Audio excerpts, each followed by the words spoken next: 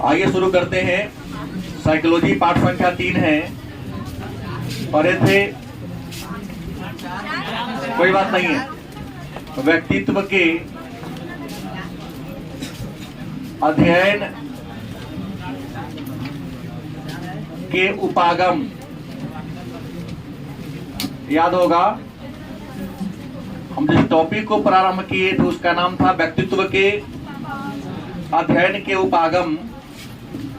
व्यक्तित्व के अध्ययन के उपागम में दो उपागम के बारे में हम लोगों ने चर्चा कर लिया है। इसमें सबसे पहला उपागम हमने पढ़ा है प्रारूप उपागम, गलत सही। और उसके बाद हमने पढ़ा है विशेषक उपागम। क्या पढ़ा है? हाँ, विशेषक उपागम। और आज तीसरा उपागम पढ़ेंगे जिसका नाम है मनोगतिक उपागम। मनोगतिक उपागम हमने कह दिया, बताया है पिछले क्लास में कि व्यक्तित्व के बारे में जानकारी प्राप्त करने के अनेक सारे तरीके हैं, अनेक सारी विधियां हैं। इसमें दो तरीका का उल्लेख हम लोगों ने कर लिया है, चर्चा कर लिया है। पहला प्रारूप, दूसरा विशेषक। आज हमारे परिचर्चा का मूल बिंदु है मनोगतिक उपागम। क्या है? मनोगतिक उपागम। तो सबसे पहली बात जानना है कि व्यक्तित्व के अध्ययन के जो मनोगतिक उपागम है, इसके जनक सिगमंड फ्रायड है। कौन है? Sigmund Freud. और यह क्या थे? हाँ, सिगमंड फ्रायड क्या थे? मतलब क्या थे? डॉक्टर थे। कैसा चिकित्सक? तो मनोचिकित्सक।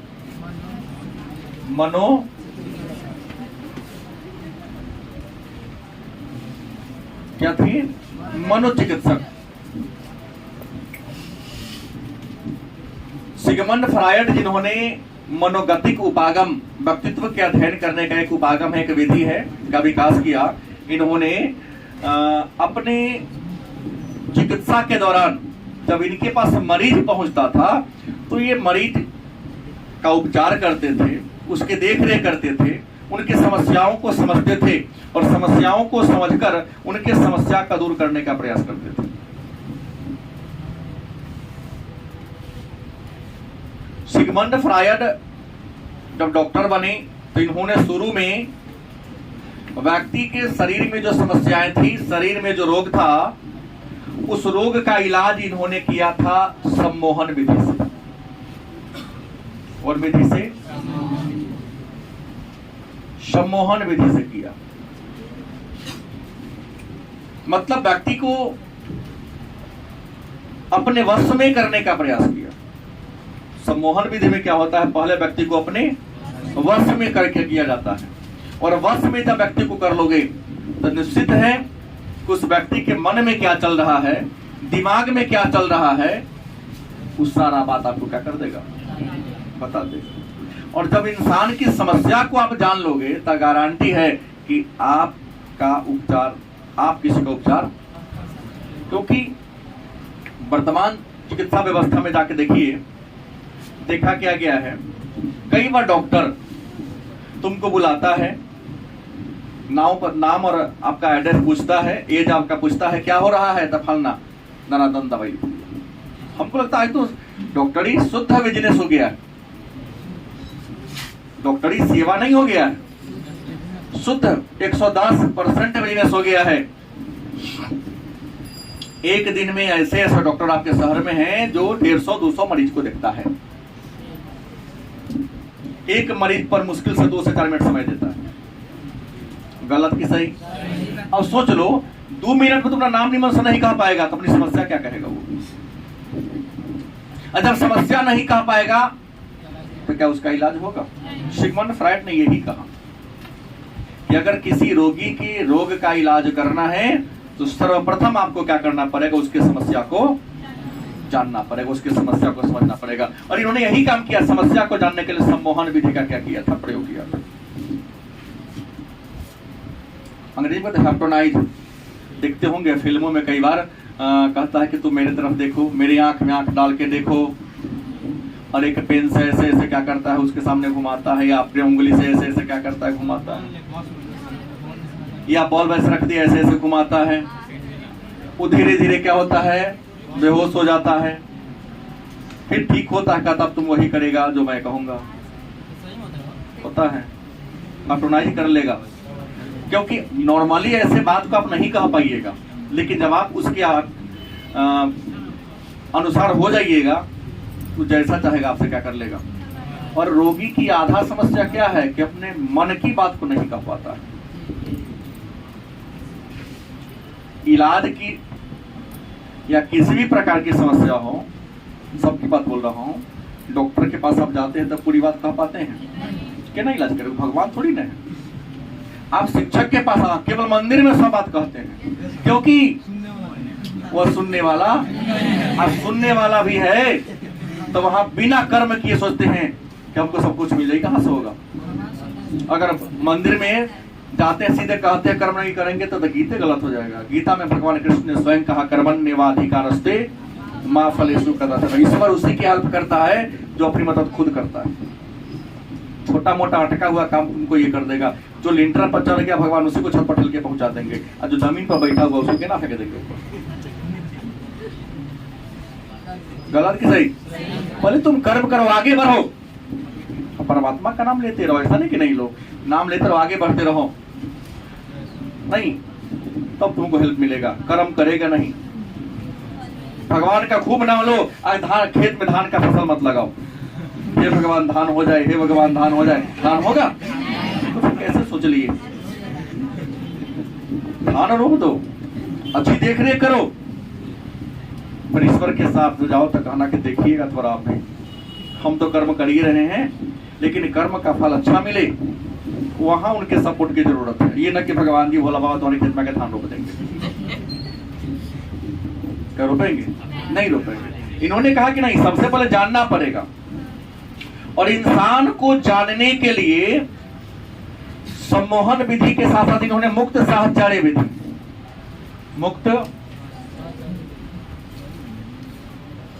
साहचर्य विधि का यूज किया था। अब कहेंगे ये मुक्त साहचर्य विधि क्या है? तो मुक्त साहचर्य विधि ऐसी प्रक्रिया है जिस प्रक्रिया में व्यक्ति के भावना, व्यक्ति के विचार को बड़ी आसानी से जान लिया जाता है। व्यक्ति के भावना कि तुम्हारे मन में क्या चल रहा है, तुम क्या सोच रखते हो, तो भावना और विचार को जानने की प्रक्रिया को क्या कहते हैं? और भावना और विचार को जानने का सबसे बढ़िया तरीका है स्वप्न। क्या नाम है? स्वप्न। तो मुक्त साहचर्य विधि का यूज किया और सम्मोहन विधि की सहायता से इंसान के माने मरीज के मन के सारा बात को क्या कर लिया, जान लिया, और बड़ी आसानी से क्या कर लिया उनका। चूंकि इन्होंने मन के बात को जान लिया, तो कोई आपसे पूछे कि मनोविश्लेषण विधि के जनक कौन है? मनोविश्लेषण विधि के जनक कौन है? फ्रायड। कौन है? बात हो गया ना, फ्रायड कहे या सिगमंड फ्रायड कहे, बात वही आदमी है ना। अब आपके मन में एक सवाल होगा, एक प्रश्न होगा आपके मन में कि सिगमंड फ्रायड ने सबसे पहले किस पर काम किया? तो सिगमंड फ्रायड ने सबसे पहले चेतना पर काम किया था। किस पर? चेतना मतलब आपके स्मरण शक्ति पर। चेतना मीन्स आपकी स्मरण शक्ति पर। और सिगमंड फ्रायड ने स्पष्ट कहा, फ्रायड ने स्पष्ट कहा कि चेतना के कितने स्तर हैं? चेतना के 3 स्तर है। प्रथम, द्वितीय और सिगमंड फ्रायड के अनुसार चेतना के, चेतना मतलब तुम्हारे स्मरण के कितने स्तर हैं? 3 स्तर। चेतना के 3 स्तर में पहला स्तर का नाम है चेतन अवस्था। क्या नाम है? चेतन अवस्था। दूसरा का नाम दिया इन्होंने उप चेतन अवस्था, और तीसरा का नाम दिया अचेतन अवस्था। सिगमंड फ्रायड के अनुसार चेतना के कितने स्तर हैं? अब कहेंगे चेतना के प्रथम स्तर को चेतन अवस्था। चेतन अवस्था का मतलब क्या है? तो आपने जो सुबह में पढ़ा हुआ आपको अभी तक याद है? किसी ने कुछ बात कहा हुआ अभी तक आपको क्या है? नहीं करो। मुख्यमंत्री किस राजनीतिक दल के नेता हैं? नीतीश कुमार, सॉरी, भाजपा।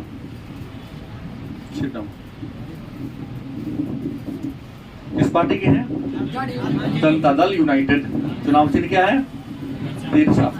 क्या है उनका? हमने इससे प्रश्न किया, इसको याद नहीं था, इस चेतन अवस्था में नहीं है इसका।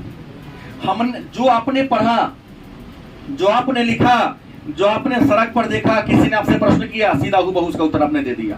तुम्हारे मन में जो चल रहा है वो सीधा कह दिया। क्या कहेंगे? चेतना का प्रथम स्तर। दूसरी स्तर उपचेतन अवस्था। तुम्हारे दिमाग में वो बात है, लेकिन तत्काल में भी क्या हो गए हो? भूल गए हो। ऐसा होता है आप लोगों के साथ में कई बार। तुम्हारे दिमाग में है लेकिन तत्काल में वो बात को क्या कर गए हो? लेकिन थोड़ी सी कोशिश करोगे, थोड़ा सा क्या करोगे? कोशिश करोगे, प्रयास करोगे, तो वह बात तुम्हारे मन में क्या हो जाएगा? आ जाएगा। तो उसे आप क्या कहते हैं? चेतना के दूसरा स्तर अर्थात। लेकिन आपके लाइफ में कुछ ऐसी भी घटना घटी है,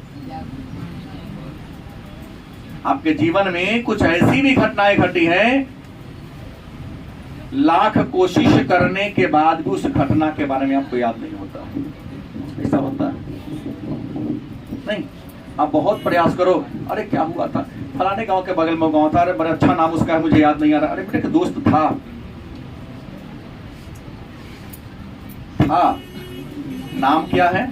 किस गांव में उसका घर है? बहुत कोशिश कर रहे हो आप, बहुत प्रयास कर रहे हो, लेकिन आपको याद? क्या कहेंगे? तो जिस बात की चेतना तुम्हारे अंदर है, चेतना में नहीं है, लेकिन कोशिश करो चेतना में, क्या कहेंगे? कोई ऐसा बात है जो चेतना से विलुप्त हो चुका है, लाख कोशिश करेंगे तुमसे होने वाला, क्या कहलाएंगे? क्या कहलाएगा? कोई दिक्कत?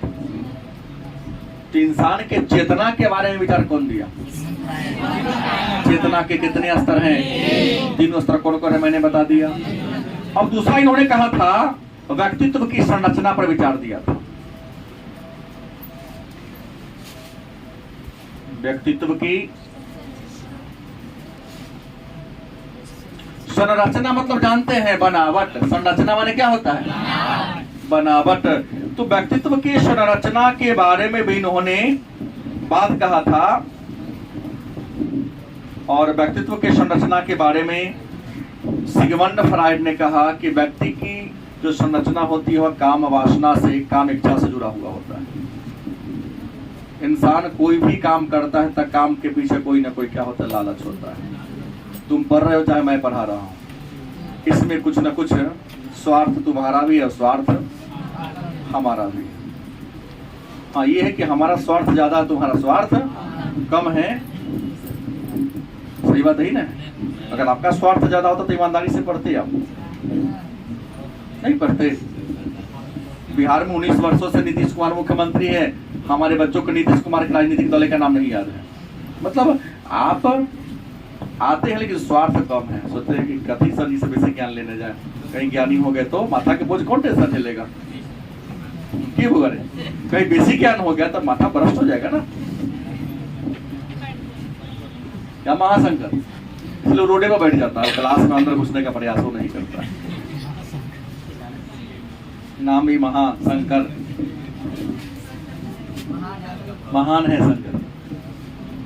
हमने कहा कि व्यक्तित्व के संरचना के बारे में कहा, इन्होंने कहा कि हर इंसान में काम की भावना उत्पन्न होती है, लेकिन याद रखिएगा अधिकांश इंसान 99% इंसान उसको क्या कर देता है? दबाने का प्रयास करता है। और जो नहीं दबाता तो उचक्का के रूप में गिनवा गिन देता हूँ, आप लोग भी गिन देते रहे, उचक्का हुई।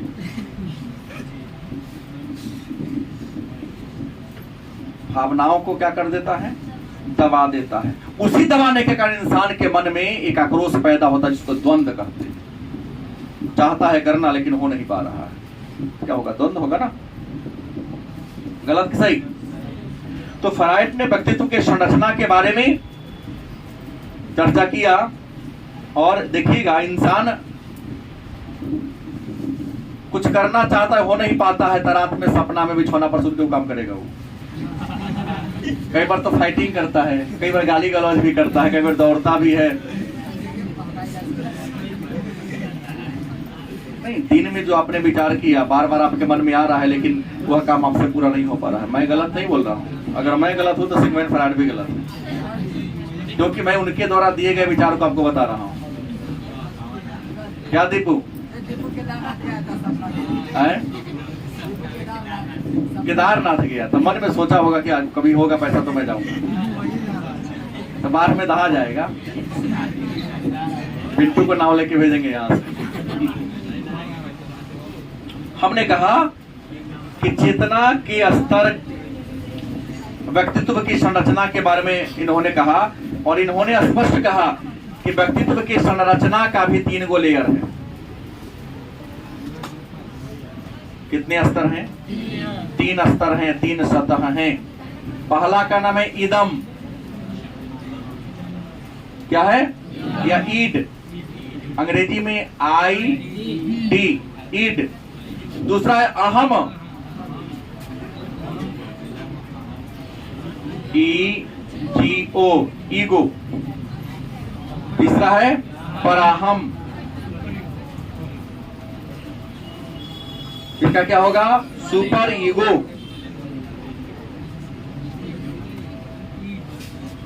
गलती कि सही? चेतना के कितने स्तर हैं? जो मेरे बात पर ध्यान नहीं देगा, हम कहा तो हमेशा ट्रैक्टर के टेलर पर का बात याद रखना। क्या लिखा रहा था? लटकला तकेला बेटा। साइकोलॉजी है, प्रैक्टिकल के नाम पर आप लोग ले लिए हैं। ये भी सत्य है कि 90% मास्टर भी नहीं समझ पाता कि मैंने क्या पढ़ा दिया। हाँ, पढ़ा के भी टेंशन में जीता हुआ। सही नहीं बोल रहा हूँ? सर बहुत सारे हैं, कहिएगा थोड़ा व्याख्या करके दिखा दीजिए क्या होता है। नहीं पूछता है वो भी, क्योंकि लिया नहीं, गेस पर के पास कर लिया, पढ़ा रहा है। अब कहावत अनहरी नगरी चौपट राजा। आन्हर के सामने चौपट को नवाएगा, जरा दोनों आंख से चौपट कना आएगा पढ़ाने, तो बढ़िया पढ़ाइए देगा, उसके लिए क्या दिक्कत है? विस्कार से बैठकर शुद्ध हिंदी कभी नहीं लिख पाता। देखता हूँ गांव-गांव में जाके बड़ा बड़ा कोचिंग खोले हुआ आता है यहाँ मिलने, सर ले जाता जिससे पढ़ा देता हूँ। क्या पढ़ाता होगा? अलबड़ी घर से कहता 403 नंबर आया है बच्चों को। सर तुम्हारे कारण नहीं आया होगा बुआ, लड़के भी काबिल होगा, गैस रट के निकाल लिया होगा, तो तू खुद कंफ्यूजन में रहता है, इसलिए बस तुम कहीं भी नहीं करता। सही बात है ये। हमने कहा व्यक्तित्व की संरचना माने बनावट, और व्यक्तित्व की जो बनावट के बारे में सिगमंड फ्रायड ने कहा 3 प्रकार के बनावट होता है इंसान है संसार में। हमारे क्लास में जितने बच्चे बैठे हैं ना, उसकी मस्तिष्क की बनावट, ये तो सोच का मैंने बता दिया। ज्ञान यादाश्त के 3 प्रकार के होते हैं।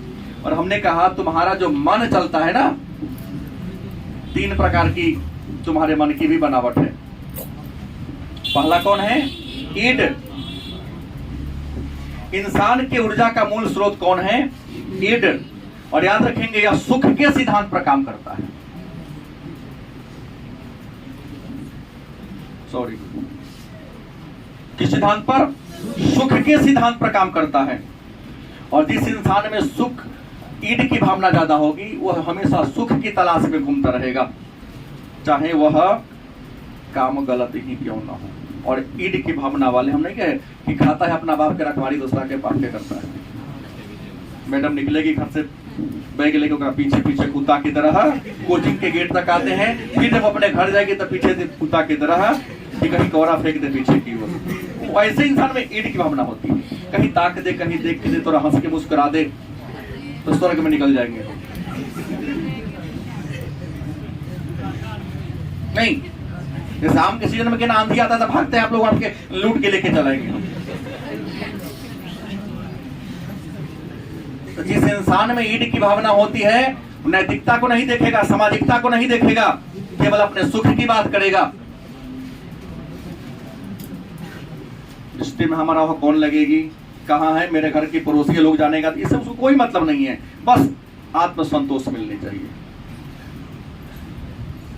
दुनियादारी से, रिश्तेदारी से, सामाजिकता से उसका कोई वास्ता। ऐसे विचार था भाई लोग, हम कहते ईट की भावना सुख के सिद्धांत पर करेगा। लोग क्या कहेगा, हमको इससे क्या मतलब है, अपना काम तो निकल गया ना। आधा यहाँ तो 10% का डुप्लीकेट बैग लेके घूमता है।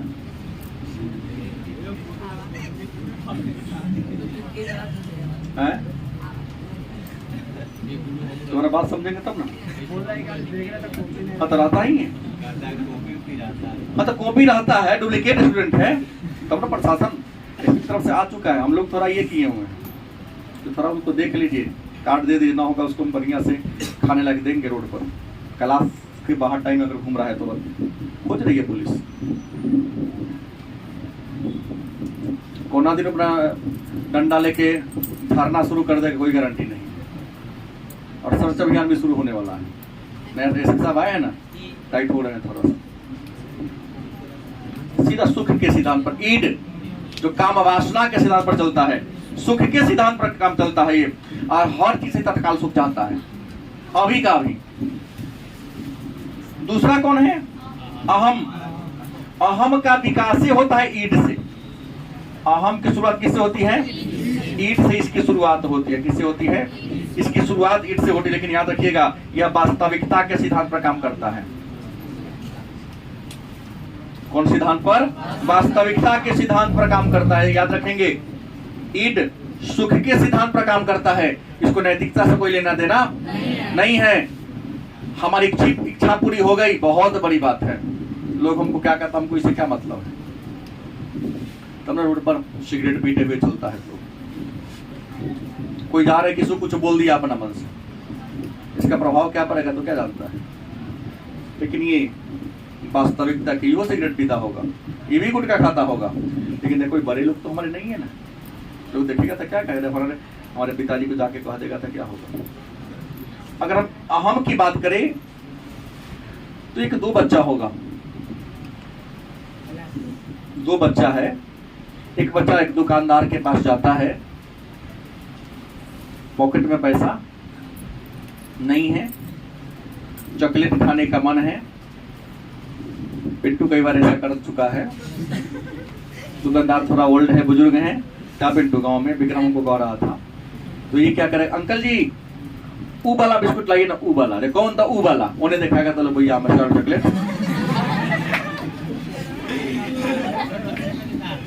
बॉल में डालेगा, नहीं नकली नहीं रहता ही नहीं तो क्या देगा ये। लेकिन दूसरी ओर दीपू गया, तुम्हारे पिंटू में ईट की भावना हो गई, बिना पैसा के लेके चल दिया, क्योंकि पेट भर के जहां पर मारते दूसरा कैसे कर देगा कि ना। अगर मान लिया बिना पैसा की मांगेगा, अंकल जी चॉकलेट दीजिए ना, खाने के बाद पैसा ना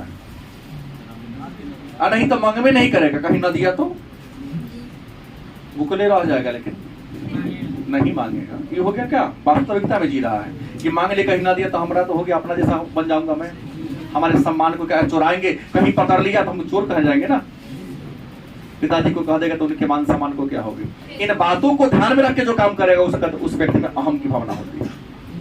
और पराहम क्या है, याद रखेंगे, यह मन की नैतिक शाखा है।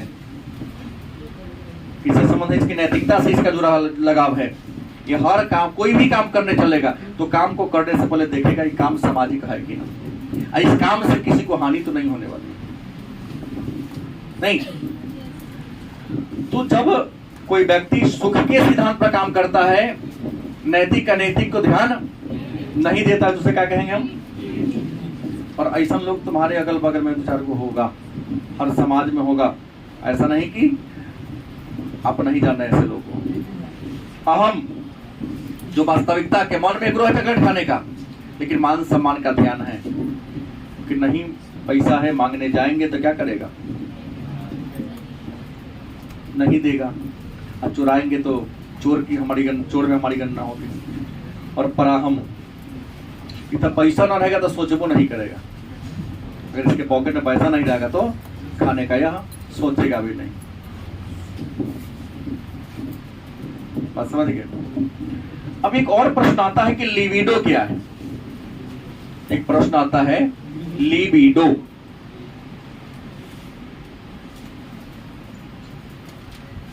दो नंबर में कई बार पूछा गया प्रश्न है कि लिबिडो क्या है। तो जीवन शक्ति जो हमें ऊर्जा देती है, जीवन की जो शक्ति जो आपको क्या देती है, क्या कहते हैं? सीधे कहा, जीवन की जो शक्ति, जीवन की जो शक्ति हमें क्या देती है? ऊर्जा देती है। क्या कहलाता है? लिबिडो कहलाता है। जीवन की जो शक्ति हमें क्या देती है? ऊर्जा देती है, उसे क्या कहते हैं? और लिबिडो के बारे में भी विचार कौन दिया? पहले ही बोल दिया हूं कि आज मैं किसका पढ़ रहा हूं। जो भी सिद्धांत है किसका है? सिगमंड फ्रायड का ही है। गलत सही?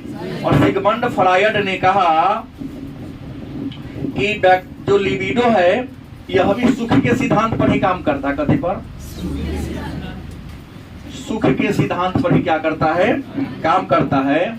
लेकिन जीवन की जो शक्ति है,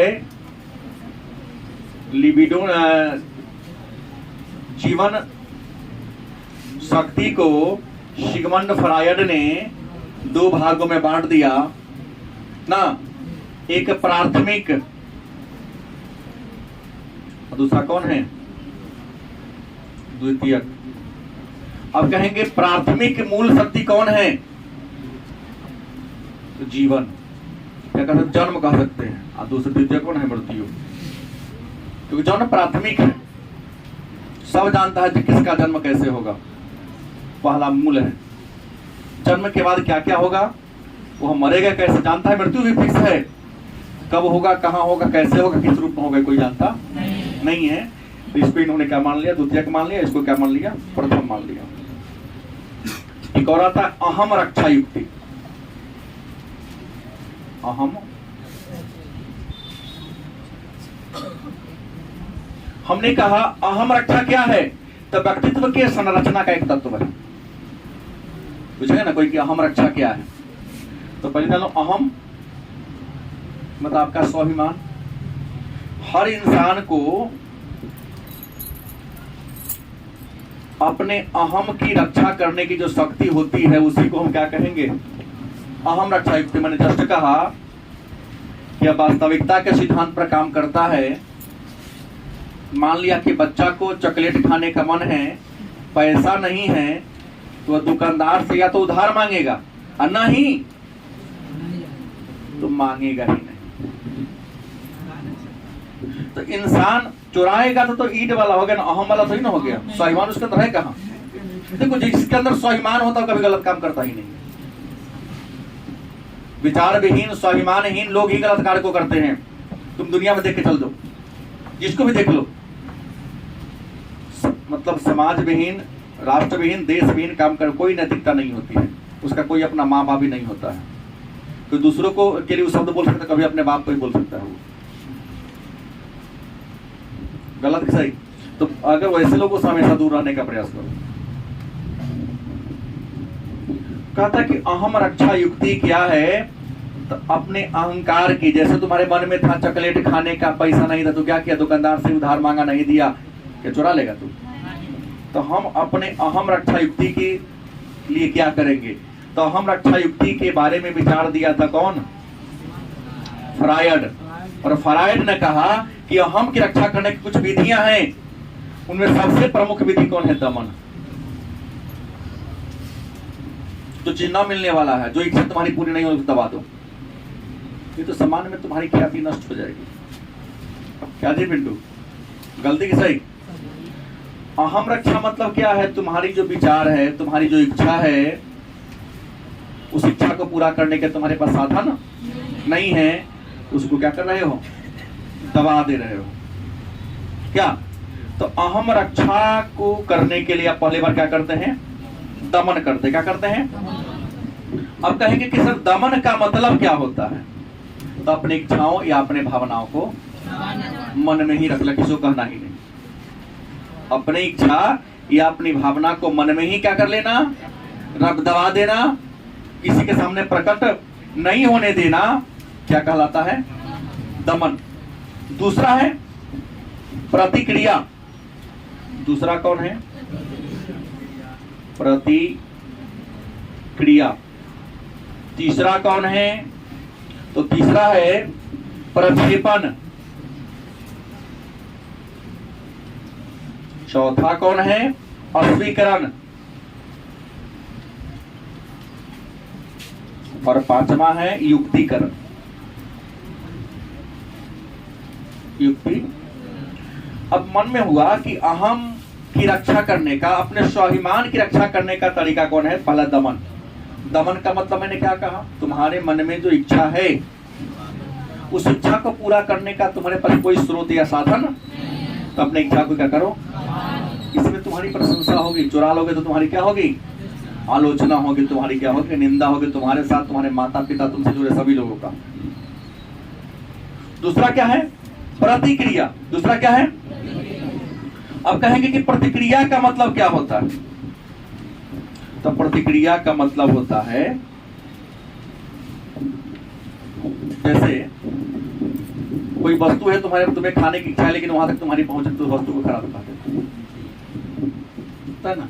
जैसे एक सियार गया अंगूर खाने, अंगूर बहुत ऊपर तक पकड़ाने, अच्छा अंगूर खाते हैं खाने में। तीसरा क्या है? प्रक्षेपण। तीसरा क्या है? मतलब अपने व्यवहार को, अपने विचार को दूसरे पर आरोपित कर देना। अपने व्यवहार या अपने विचार को, माने हम आ रहे थे, हम उसके साथ थे, लेकिन हम सिगरेट पिए नहीं है। हम उसके साथ जा रहे थे, लेकिन ऐसा हरकत हमने किया नहीं है। तो अपने व्यवहार या अपने विचार को दूसरे पर क्या कर देना? थोप देना। दूसरे पर क्या कर देना? आरोपित कर देना। क्या कहलाता है? फिर होगा अस्वीकरण। क्या है? कुछ ऐसे इंसान होते जो वास्तविकता को स्वीकार नहीं करते। आपका दोस्त यार में होगा, झूठ बोलेगा लेकिन भाइयों नहीं हो सका, करना झूठ ना बोल दिया है कुछ।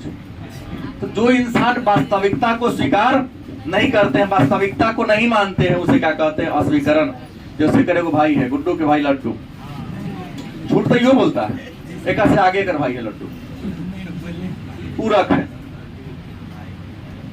मैं गलत नहीं बोला, इसके मुंह के सामने बोला हूँ। क्या जी गलत है कि नहीं? कोचिंग का कार्य कर देता है, अरे बड़ी मारपीट हो गया है,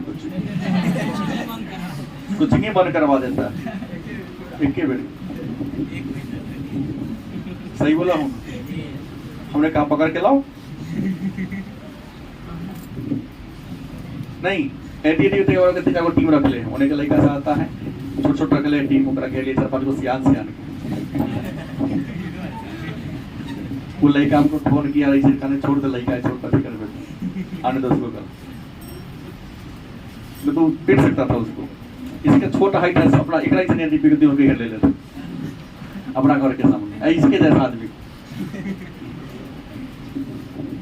तो प्रश्न क्या है? मने अपनी गलती को स्वीकार क्या गुड्डू? जैसे आप लोग भी बहुत हमेशा करते हैं, कुछ गलती घटना घट गई तो छोटे भाई बने पर कि हमारा तो पापा या मम्मी खूब पीटेंगे, ओकरा नाम रख देंगे तो ओकरा क्या होगा? उना कलो होना रुक लियो। पिताजी से कुछ पैसा मांगना हो, छोटका भाई बहन को भेज के मांगना, मेला घूमने चलो, उतरा ले चलो, ऐसा की करते हैं लोग। छोटका के गर्दन पर बंदूक रख के टाइगर दबाते हैं मम्मी पापा के सामने। मिल गया तो गुड, दोनों भाई बांट लेंगे, नहीं मिला तो बांट नहीं तो सुनाओ। और युक्तिकरण क्या है? तो आपके मन में जो तर्कहीन बात है उसको हटा दो, तर्कपूर्ण बात लाओ। यही तो इंसान नहीं कर पाता। आधा इंसान आज तर्कहीन भावना में जुड़ा हुआ है, उससे कोई मतलब नहीं, कोई मुद्दा नहीं है। जीवन में आगे बढ़ना है, अपने अहंकार की रक्षा करना। जो तर्कहीन बात है, सर पढ़ते ही याद नहीं होता, ये कोई तर्क हुआ? खाते हैं तो पेट भरता है, अब पढ़ेंगे तो याद ना होगा। पढ़ते ही नहीं है, रियल बात ये है, पढ़ते ही, क्योंकि पढ़ने के लिए टाइम ही नहीं बचता। क्या सही बात है ना? दुनिया बहुत सारा वर्क आप लोगों के पास, 1.5 GB डाटा, पहले उसको खत्म करना है, फिर सुबह शाम 2 घंटा खाना बनाना है, फिर मार्केट में थोड़ा सा चक्कर लगाना है, आई गली से वही गली, आई मॉल से वही मॉल, आई पुल से वही पुल। एक सबके बाद समय बचता है, अरे होमवर्क मिले नी ना बिहान पर भोर मुठ के पक्का पर भाई पता चला कि 6 बज गया, कोचिंग में छूट जाता है कई बार। क्या रे बालक, युक्तिकरण का मतलब क्या होता है कि आपके मन में जो तर्कहीन विचार है उसको हटाओ, तर्कपूर्ण लाओ। अब है लास्ट टॉपिक इनका दिया हुआ है व्यक्तित्व के विकास की अवस्था। सिगमंड फ्राइड के एक और विचार है व्यक्तित्व के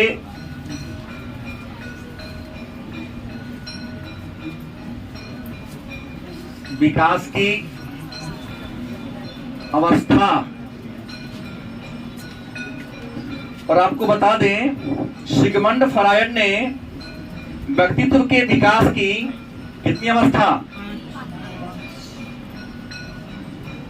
5 अवस्था के बारे में चर्चा किया है। कितनी अवस्था का, इसको हम पंचकारक अवस्था के नाम से भी या पंच अवस्था के नाम से भी। तो व्यक्तित्व के विकास की कितनी अवस्था है, अन्य नाम क्या है, पंच अवस्था।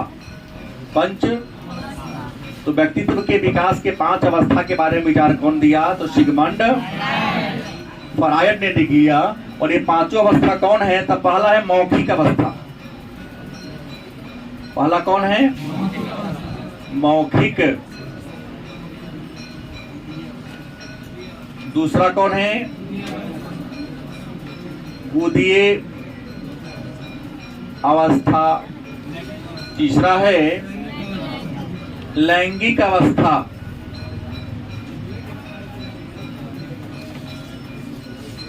चौथा है जननांगीय अवस्था।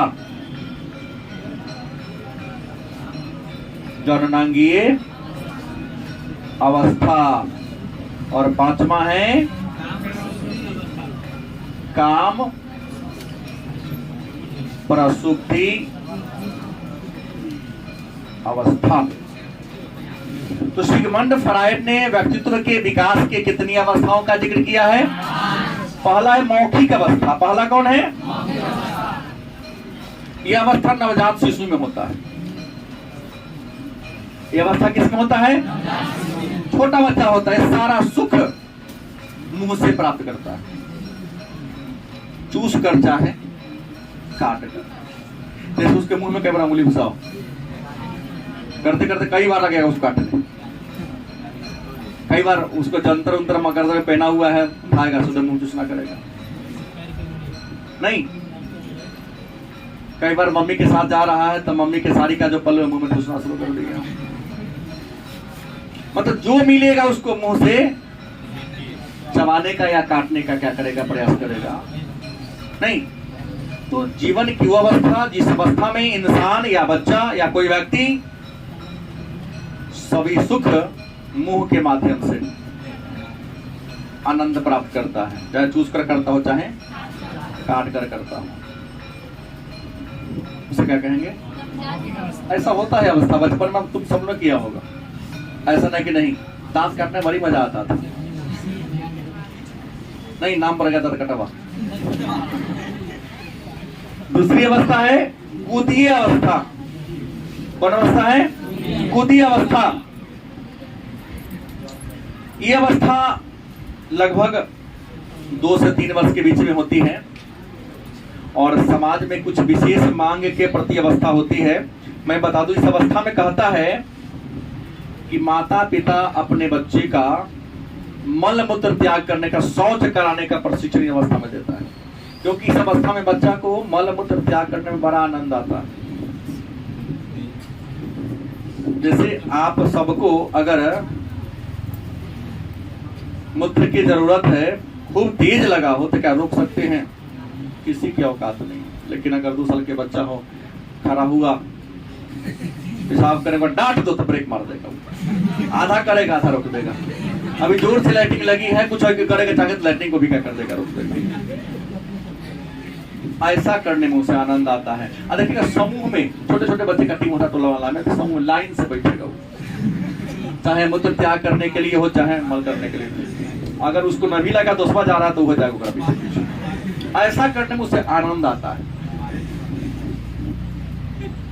नहीं, गलत सही। ये जो अवस्था है गोदी अवस्था है। हालांकि हाँ, अच्छे माता पिता है तो प्रशिक्षण देते हैं कि नहीं ये ठीक बात। और जिसके माता पिता प्रशिक्षण नहीं देते, देर तक बड़ा होने तक बेड पर ही मलमूत्र क्या करता है। कुछ होते हैं ऐसे लोग। बचपन में मैं तो नहीं जानता तुम में से कौन था या कौन, क्या बिट्टू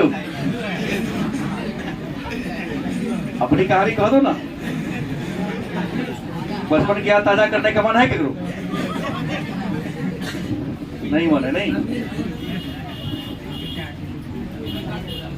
होते हैं कुछ बच्चे, बहुत बड़ा हो गया फिर भी करता है। कितना बारे में कह रहा है? लैंगिक अवस्था याद रखेंगे 5 से 6 वर्ष की अवस्था है। लिंग के प्रति आकर्षण बढ़ जाता है। लड़की का लगाव अपने पिता से हो जाता है क्योंकि लड़की में इलेक्ट्रा ग्रंथि का विकास होता है, हार्मोन खराब होता है। और लड़का का अपने माता के प्रति। इस अवस्था में लड़की जो होती है अपने पिता से प्यार करती है, माता से नफरत, उसे मन हो तो जहर दे के मार दे, अपने पिता से विवाह करती है। ऐसा यूनान में हुआ है। उसके अंदर हार्मोन का स्राव होता है, उसका नाम इलेक्ट्रा मनोग्रंथि। इलेक्ट्रा मनोग्रंथि के कारण 5 से 7 वर्ष की बालिका अपने पिता से प्रेम ज्यादा करता है, माता से नफरत करता है। और लड़का पर जड़ चुलता, 5-7 साल का लड़का होगा तो अपने माँ से प्रेम करेगा, पिता से नफरत करेगा। उसका ग्रंथ हार्मोन है, हार्मोन का नाम इडिपस मनोग्रंथि। किस ग्रंथि के कारण पुत्र माता से प्रेम और पिता से नफरत करता है तो इडिपस। और किस ग्रंथि के कारण लड़की पिता से प्रेम माता से नफरत, इलेक्ट्रा। ये जनन लैंगिक अवस्था में। जननांगी अवस्था, इस अवस्था में चाहे मेल हो या फीमेल हो, लिंग के विकास पर ज्यादा जोर देता है। अपने शरीर में जो चेंजिंग आ रहा है, बदलाव आ रहा है, उस पर ज्यादा फोकस करता है। आकर्षण का केंद्र हो जाता है उसका। और अंतिम में काम प्रसूति अवस्था। ये ऐसा आता है जहां विपरीत लिंग के प्रति आकर्षण खत्म हो जाता है। जैसे 8वां 9वां लेकर 7वां में चला गया। हालांकि तो कलयुग आ गया है, हाइब्रिड बाल बच्चा सब लेकर से पैदा हो चुका है। अब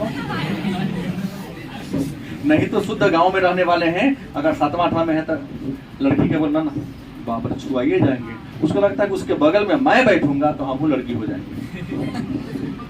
विपरीत लिंग के प्रति पुनः हो जाता है। पुनः तब 13-14 साल 15 साल में होगा तो विपरीत लिंग के प्रति आकर्षण क्या होगा, बढ़ेगा। नाम वही लिखेगा जहां वो पढ़ती है, वो नाम वहां लिखेगा जहां वो पढ़ता है।